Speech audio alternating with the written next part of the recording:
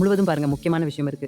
என் பேரு சரண்யா. சின்ன பொண்ண ஸ்கூல்ல விட்டுட்டு திரும்பி வந்துட்டு இருக்கும்போது, ரோட்டோரம் நின்னு ஒரு பொண்ணு என் ஸ்கூட்டருக்கு கை காட்டுனா. ஸ்கூல் யூனிஃபார்ம்ல அந்த பொண்ணு நின்னுட்டே இருந்தா. அவ என்கிட்ட லிஃப்ட் கேட்டிருப்பான்னு எனக்கு புரிஞ்சுது. நான் டக்குன்னு ஸ்கூட்டர நிறுத்தினதும், அவ ஓடி வந்து என் பின்னாடி ஏறி உட்காந்தா. எந்த ஸ்கூலுக்கு போகணும் அப்படின்னு கேட்டேன். அக்கா ஜிவிஹெச் ஸ்கூல் முன்னாடி இறக்கி விட்டா போதும் என்னால். நானும் அந்த வழியில தான் போறேன் அப்படின்னேன். நான் வண்டிய வேகமா முன்னாடி எடுத்ததும், அவ என்ன கட்டி பிடிச்சுக்கிட்டா. பேலன்ஸ் கிடைச்சதும் அவளோட கைகள விலக்கிருவான்னு எதிர்பார்த்தேன். ஆனா அது நடக்கல. நான் எரிச்சலோட கொஞ்சம் முன்னாடி குனிஞ்சதும் அவ மறுபடியும் என்கிட்ட நெருங்கி வந்து என் வயித்தை சுத்தி அவளோட கைகளை இன்னும் இறுக்கமா பிடிச்சுக்கிட்டா. எனக்கு ஏதோ ஒரு மாதிரி இருந்துச்சு. லெஸ்பியன்ஸ் பத்தி எல்லாம் நான் படிச்சிருக்கிறதால என் எண்ணங்கள் அந்த பக்கம் போச்சு. ஆனா இந்த பொண்ணுக்கு 10-17 வயசு தானே இருக்கும்.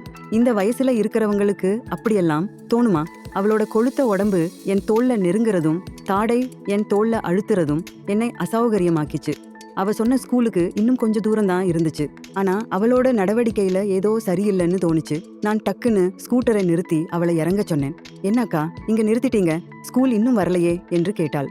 இனி நீ நடந்து போ, நான் ஒரு விஷயம் மறந்துட்டேன், வேற வழியா போகணும் என்றேன். தேங்க்யூ அக்கான்னு என்கிட்ட நன்றி சொல்லிட்டு அவ வேகமா நடந்து போறதை பார்த்துட்டு தான் நான் வண்டியை திருப்பி வேற வழியில வீட்டுக்கு போனேன். காலையில நேரம் பத்தாததால பொண்ணுக்கு லஞ்ச் பாக்ஸ் கொடுக்கல. வீட்டுக்கு திரும்பின நான் டக்குன்னு கிச்சன்ல போய் சோறும் குழம்பும் செஞ்சு லஞ்ச் பாக்ஸ்ல போட்டுட்டு 12 மணிக்கு மறுபடியும் ஸ்கூலுக்கு திரும்பினேன். காலையில பார்த்த பொண்ணோட ஸ்கூல் கிட்ட வந்ததும் ரோட்டோரம் தலைய குனிஞ்சு நடந்து போற அவளை பார்த்து நான் வண்டியை நிறுத்தினேன்.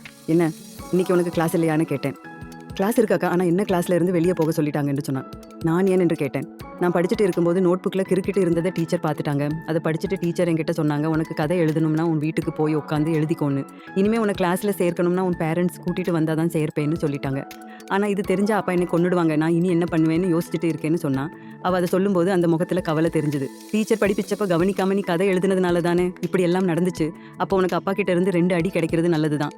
அம்மா அப்பா எவ்வளோ கஷ்டப்பட்டு உன்னையெல்லாம் படிக்க வைக்கிறாங்கன்னு உனக்கெல்லாம் ஏதாவது யோசனை இருக்கா? பழைய அனுபவத்தை வச்சு கோபத்தோட நான் அவகிட்ட பேசினேன். ஐயோ அக்கா, நான் கதை எழுதலை. அப்புறம் என்ன லவ் லெட்டரா? அப்போ எனக்கு அவ மேலே ஒரு வெறுப்பு தோணுச்சு. ஆமாக்கா, லவ் லெட்டர் தான். கூச்சமில்லாமல் அவள் அதை சொன்னதும் நான் ஆச்சரியப்பட்டு போயிட்டேன். ஆனால் இது என் காதலனுக்காக எழுதுனது இல்லை. அக்கா, இதை ஒரு தடவை படிச்சு பாருங்க. என் முகத்தை பார்க்காம அவள் அந்த நோட்புக்கை நீட்டினதும் ஆர்வத்தோட நான் அதை வாங்கி அந்த வரிகளை படித்தேன். இன்றைய தினம் நான் மறக்க மாட்டேன். எத்தனை நாள் நான் ஆசையோட காத்திருந்தேன் இப்படி ஒரு நாளுக்காக.